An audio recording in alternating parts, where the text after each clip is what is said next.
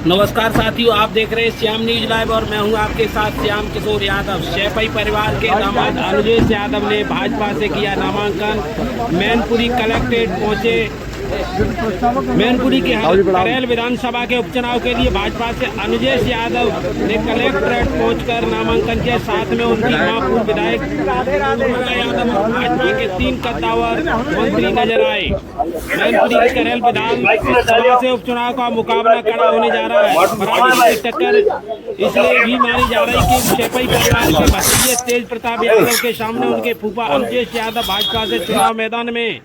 अनुजेश यादव शुक्रवार को नामांकन करने कलेक्ट्रेट पहुंचे। जैसा अंदाजा लगाया जा रहा था कि उनके नामांकन में शैफई परिवार से कोई आ सकता है, वो भ्रम टूट गया। अनुजेश यादव जब नामांकन करने पहुंचे तो उनके साथ महापूर्व विधायक उर्मिला यादव, उनके अलावा समाज कल्याण मंत्री असीम अरुण, पर्यटन मंत्री जयवीर सिंह, क्षेत्रीय उपाध्यक्ष दुर्गजय शाह के मंत्री अजीतपाल सिंह भी नामांकन के समय कलेक्ट्रेट पहुंचे। इस दौरान पूर्व विधायक उर्मिला यादव ने कहा कि रिश्ते नहीं पार्टी ऊपर होती है, राजनीति किसी की बापोती नहीं है, समय बदलता रहता है। वही नामांकन के बाद अनुजेश यादव ने कहा करेल से विधायक बने तो घिरौर विधानसभा का फिर से गठन करेंगे। इस दौरान पर्यटन मंत्री जयवीर सिंह ने कहा कि शैफई परिवार के मान्य पक्ष से है प्रत्याशी की बड़ी जीत होगी। आज नामांकन के लिए आप मैनपुरी पहुंचे हैं। आज मैनपुरी पहुंचे हैं नामांकन कर रहे हैं अनुजेश प्रताप जी का। एक तरफ शैफई परिवार है, दूसरी तरफ उन्हीं के रिश्तेदार हैं, कैसे देख रहे हैं? भारतीय जनता पार्टी ने बहुत ही मजबूत प्रत्याशी उतारा है, जिनका जमीन से जुड़ाव है, सबको साथ लेकर के चलने का इतिहास है और सबका विकास करने का इतिहास है। भारतीय जनता पार्टी पूरे लगन के साथ सबको जोड़ के काम करने वाली पार्टी है और इस चुनाव में मैनपुरी में हम लोग निश्चित रूप से देखेंगे करल में कि एक बहुत ही सुखद परिणाम होगा। न सिर्फ हमारा वोट बेस बहुत बढ़ेगा बल्कि बड़ी मार्जिन से हम लोग जीतेंगे। शैफई परिवार कहता है करल समाजवादी का गढ़ है, ये गढ़ बना रहेगा। ये गलती लोकतंत्र में जिसने की उसको जनता ने सबक सिखाया। लोकतंत्र में कोई गढ़ नहीं है।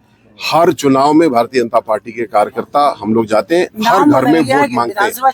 जहां वोट मिला वहां भी, जहां नहीं मिला वहां भी हम वोट मांगते हैं। कोई गढ़ नहीं। हम पूरी विनम्रता के साथ में हर चुनाव में वोट मांगने जाते हैं और अर्जित करते हैं। क्या प्रयोग सफल होगा?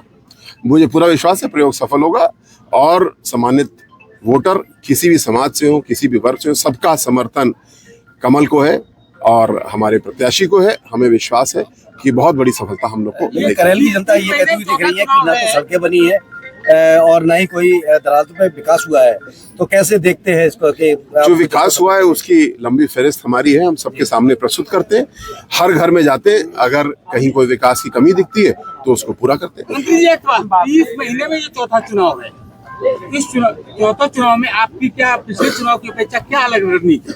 जी, हमारी जो मूल स्तंभ है सबका साथ और सबका विकास, यानी हर वर्ग को हम साथ लेकर चलते हैं। हम कोई पीडीए जैसी बात नहीं करते कि हमको 3 जाति का समर्थन मिल जाए हम जीत जाएंगे। नहीं, हमको सबका वोट चाहिए और हमको सबका विकास करना है। ये हमारा स्तंभ है। इसको हम नीति माने, इसको राजनीति माने, इसको पकड़ के हम चलते हैं। ठीक है। आपके कठिन प्रयास के बाद आपके सहयोग से आज प्रत्याशी को टिकट मिला है। कठिन प्रयास? आपने प्रयास किया? किसी का कोई प्रयास नहीं। भारतीय जनता पार्टी का अपना निर्णय है।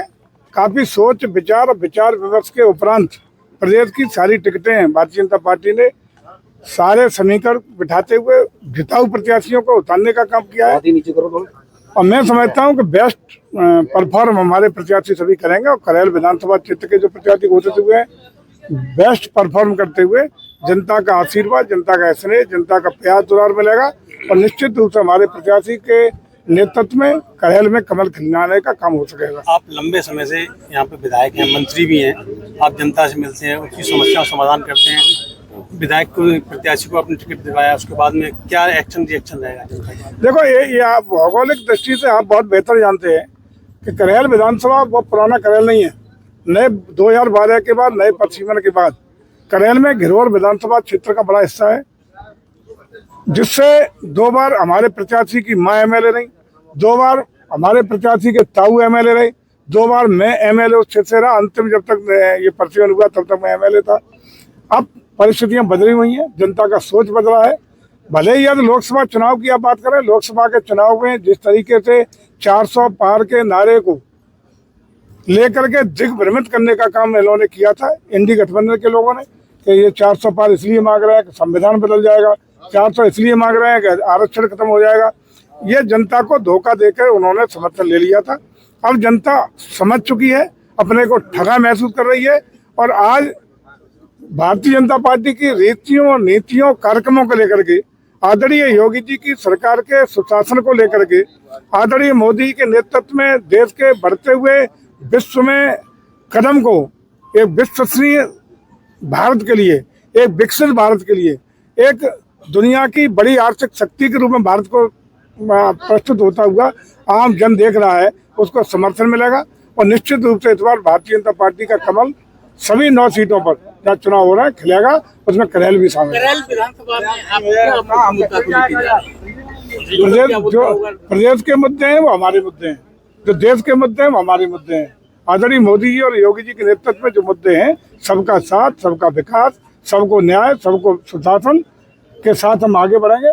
हमें लगता है कि हर वर्ग, धर्म, जाति के लोगों का समर्थन, सहयोग और आशीर्वाद हमारे प्रत्याशी को मिलेगा। अलग बात है। 1998 में जिस तरीके से भाजपा लड़ी थी और 2002 में कमल खिला था, क्या वो काल दोहरा पाए? दोबारा दोहराएगा, बहुत अच्छी वोटों से जीतूंगा। मुझे हर समाज का, हर वर्ग का, यादव समाज का, सब हर समाज का मुझे बहुत बहुत समर्थन मिल रहा है। किस तरीके से करहेल का चुनाव देखें, क्योंकि उस समय जब दौर था वो परसीमन की व्यवस्था की गई, परसीमन तो जानबूझ के बिगाड़ा गया था, मगर मैं दोबारा यहाँ से विधायक बना तो यहाँ घिनौर विधानसभा का फिर पुनर्गठन हुआ। संजय जी, आपके साथ में कुछ समर्थक कह रहे थे क्या घोसी कमरियाबाद इस बार चलेगा? तो जनता निर्णय करेगी उसके लिए।